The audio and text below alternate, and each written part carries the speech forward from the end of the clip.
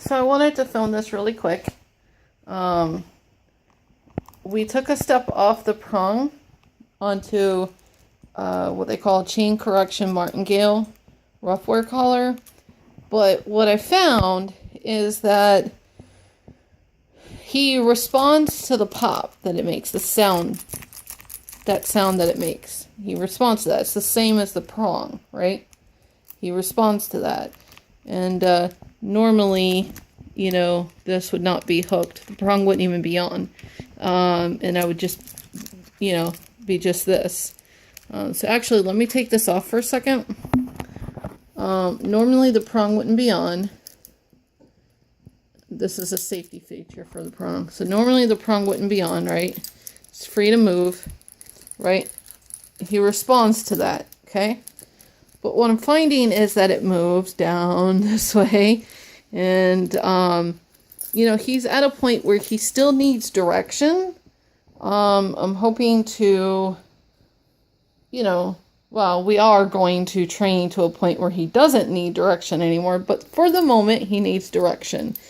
And so I'm finding it, he's responding to the pop, which is good. That's what I wanted. But he needs a little bit more direction than what this can give right now. So what I noticed, I don't know if I can do this one-handed. Hold on, let me pause it and hook that back up. All right, what I noticed is I put the prong on when I take him out of the crate because he's to go into heel, you know, easily or not like rush out of the crate. So I put the prong on, and then normally I would take it off and just use this. But what I noticed is, you know, when I do this, it still does the pop sound right here, which he's responding to. If you notice, he looks at me, but he can feel it. Now this is the dead ring. This ring right here is the dead ring. You're not even supposed to hook anything to that. The leash goes here, and the actual prong pop comes from here. But I noticed that that's still popping. This is still popping, but he can feel it here too. He responds so much better, and it can't move very far, you know? So I think this is going to be like our half step, if you will, off the prong. He's doing good. I don't want to say he's not. He's doing good, and this seems like a tool that we can use. We have a lot of tools that we can't use. This is probably one that we can, but he just needs a little bit more help and guidance.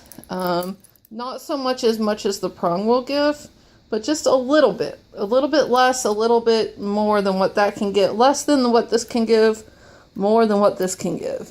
So though you're not supposed to use it on the dead ring, the pop is still coming from here.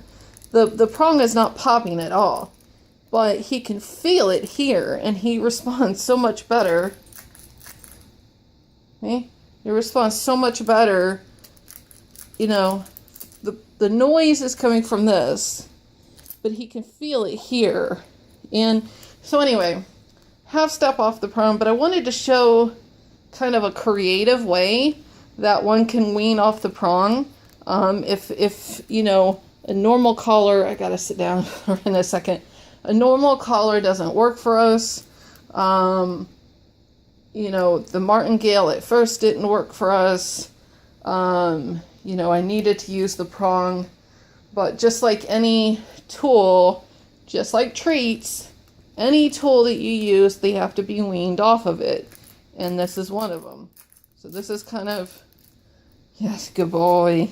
This is kind of a makeshift way to get off the prong, ease off the prong. Eventually, obviously, I'm not going to have the prong on again. We'll go back just to the Martingale, and I'm hoping to create something where, I don't know, I have a boldly designed head collar that goes around his muzzle, loops around his chin, and comes back up and clips up here. I'm hoping to use that, but I don't know. Anyway, I just wanted to show a creative way that you can ease off the prong and still get that pop that you're wanting, still get a little bit of direction from the prong, and slowly ease off the prong. Leave it. Slowly ease off the prong. So that's what we're doing. Anyway, Enough talking. See you later.